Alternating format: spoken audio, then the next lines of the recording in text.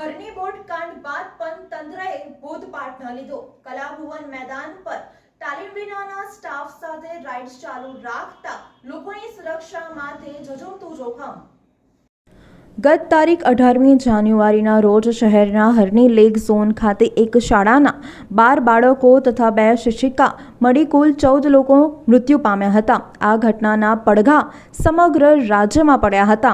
આ ચકચારી બનાવને લઈ સુરક્ષા સંદર્ભે અનેક સવાલો ઊભા થતાં સફાળું તંત્ર જાગ્યું હતું અને શહેરના સયાજીબાગ ખાતે બાળકો માટે ચાલતી જોય ટ્રેન, કોટના બીચ સહિત ચાણોદ અને તમામ નદીઓમાં બોટ બંધ કરવાની સૂચના તાત્કાલિક ધોરણે આપવામાં આવી હતી।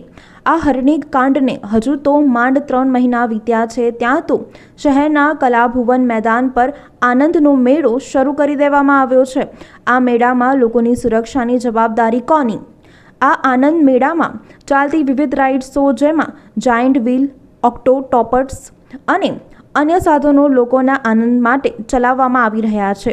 આ મેળામાં કામ કરતા કર્મચારીઓને કોઈ અનુભવ કે કોઈ અભ્યાસ હોતો નથી। તાલીમ પામેલા કર્મચારીઓ વિના કે તેઓની તપાસ વિના જ અહીં દરરોજ કેટલીક રાઇડ્સો 6-7 કલાક રોજ ચાલે છે। જો અહીં કોઈ દુર્ઘટના સર્જાય તો તેના માટે જવાબદાર કોણ? કઈ ચકાસણી કે તપાસના આધારે પરવાનગી આપવામાં આવી છે? પરવાનગી કોના દ્વારા આપવામાં આવી છે? વડોદરા મહાનગરપાલિકા, વડોદરા ફાયર બ્રિગેડ, વડોદરા શહેર પોલીસ, રાવપુરા પોલીસ, PWD આ આનંદ મેળાની પરવાનગી એકવાર જોયા બાદ આપી દેવામાં આવે છે, પરંતુ શું રોજ હજારો લોકો આ આનંદ મેળામાં રાઇડ્સમાં બેસે છે? રોજ 6-7 કલાક સુધી સતત આ મશીનો ચાલે છે, તો આ મેળાની પરવાનગી આપનાર અધિકારીઓ રોજ તપાસ કરશે? આવા અનેક સવાલો તંત્ર સામે ઊભા થયા છે।